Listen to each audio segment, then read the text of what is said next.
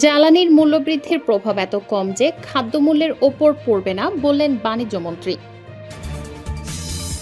LPG সহ জ্বালানির দাম কমিয়ে জনজীবনে স্বস্তি ফিরিয়ে দিতে হবে সংসদে আক্তার।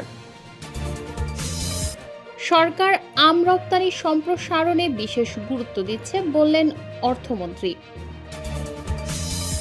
সর্বশেষে জানাবো, আমি যদি কখনো সংসদে যাই আপনাদের ভোটেই যাব বললেন তাসনিম জারা।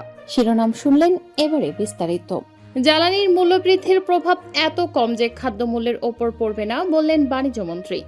জ্বালানির মূল্যবৃদ্ধির কারণে যে প্রভাব সেটা এত ন্যূনতম যে খাদ্যমূল্যের ওপর এটার কোনো বিরূপ প্রভাব আমাদের হিসাবে পড়বে না বলে মন্তব্য করেছেন বাণিজ্যমন্ত্রী খন্দকার আব্দুল মুক্তাদির। তিনি বলেন, এটা আমরা বৃদ্ধি করেছি, এটা ঠিক, কারণ বৃদ্ধি করতে বাধ্য হয়েছি। আমার জানা মতে পৃথিবীর এমন দেশ আমি জানি না কোনটাতে এই জ্বালানির মূল্য বৃদ্ধির অভিঘাতটা পড়েনি। মার্কিন যুক্তরাষ্ট্র থেকে শুরু করে সবাই কম বেশি মূল্যের সমন্বয় ঘটাতে বাধ্য হয়েছে। মঙ্গলবার বিকেলে দ্রব্যমূল্য সংক্রান্ত টাস্কফোর্স বিষয়ক সভা শেষে বাণিজ্য মন্ত্রণালয়ের সম্মেলন কক্ষে গণমাধ্যম কর্মীদের প্রশ্নের জবাবে তিনি কথা বলেন। তিনি বলেন, বেশিরভাগ দেশেই এই জ্বালানি তেলের মূল্যের বৃদ্ধি বা হ্রাস এটা স্বয়ংক্রিয়ভাবে সমন্বিত হয়। এটা সরকারের আলাদা করে ঘোষণা দেওয়ার দরকার পড়ে না, কারণ এই ফর্মুলাতেই ফেলা আছে যদি আমদানি পর্যায়ে মূল্য বৃদ্ধি ঘটে তাহলে সরাসরি এটার প্রতিফলন ঘটবে, আবার যদি উল্টাটা ঘটে মূল্য কমেও যাবে, সেটাও স্বয়ংক্রিয় পদ্ধতিতেই। এলপিজি সহ জ্বালানির দাম কমিয়ে জনজীবনের স্বস্তি ফিরিয়ে দিতে হবে সংসদে আক্তার। জাতীয় সংসদে এলপিজি সহ জ্বালানির দাম বৃদ্ধির কঠোর সমালোচনা করেছেন জাতীয় নাগরিক পার্টির সংসদ সদস্য আক্তার হোসেন। তিনি বলেন, জ্বালানির দাম মাত্রাতিরিক্ত বাড়ানো হচ্ছে যা জনজীবনের নেতিবাচক প্রভাব ফেলছে। এই মাত্রাতিরিক্ত দাম কমিয়ে সহনীয় পর্যায়ে নিয়ে এসে জনজীবনের স্বস্তি ফেরানোর আহ্বান জানিয়েছেন তিনি। মঙ্গলবার সংসদের অধিবেশনে জরুরি গুরুত্বসম্পন্ন নোটিশের আলোচনায় অংশ নিয়ে তিনি কথা বলেন। আক্তার হোসেন বলেন, সরকার বলেছিল যে তারা দাম বাড়াবে না, কিন্তু তারা দাম বাড়াতে বাধ্য হয়েছে বা যে পরিস্থিতিতে তারা দাম বাড়িয়েছে এত দাম বাড়ানো উচিত হয়নি। আমরা মনে করি দাম কমিয়ে নিয়ে এসে জনজীবনের স্বস্তি নিয়ে আসতে হবে।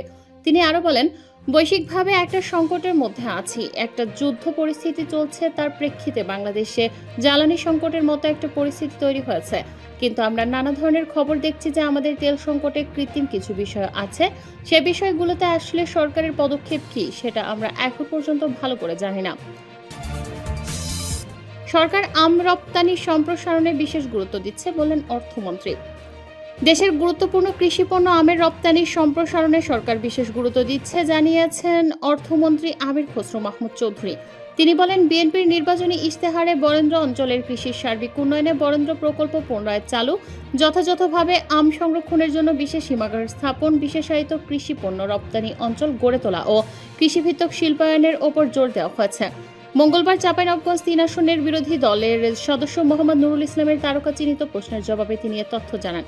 অর্থমন্ত্রী জানান, আম রপ্তানি বাড়াতে শুধু হট ওয়াটার ট্রিটমেন্ট প্ল্যান্ট স্থাপন যথেষ্ট নয়। এর পাশাপাশি মান নিয়ন্ত্রণ, গ্রেডিং, পরীক্ষাগার ও সার্টিফিকেশন, নিরাপদ পরিবহন, বাজার সংযোগ, ব্র্যান্ডিং এবং আন্তর্জাতিক স্যানিটারি ও ফাইটোস্যানিটারি মানদণ্ড পুরো নিশ্চিত করতে হবে। আমি যদি কখনো সংসদে যাই আপনাদের ভোটেই যাব বললেন তাসনিম জারা। জাতীয় সংসদের সংরক্ষিত নারী আসনে সংসদ সদস্য হওয়ার জন্য প্রস্তাব দেওয়া হয়েছিল, তবে সে প্রস্তাব কৃতজ্ঞতার সঙ্গে ফিরিয়ে দিয়েছেন বলে জানিয়েছেন ডাক্তার তাসনিম জারা।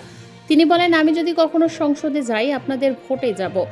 মঙ্গলবার নিজের ভেরিফাইড ফেসবুক পেজে এক পোস্টের মাধ্যমে এমন তথ্য জানান তিনি। পোস্টে তিনি লেখেন, ত্রয়োদশ সংসদের সংরক্ষিত নারী আসনের মনোনয়ন ঘোষণা হয়েছে, অনেকেই দুঃখ প্রকাশ করে সহানুভূতি জানিয়ে লিখেছেন যে আমি সংসদে থাকছি না, আপনাদের ভালোবাসার জন্য কৃতজ্ঞ। সংরক্ষিত আসনে যাওয়ার জন্য আমাকে প্রস্তাব দেওয়া হয়েছিল, আমি কৃতজ্ঞতার সঙ্গে তা ফিরিয়ে দিয়েছি।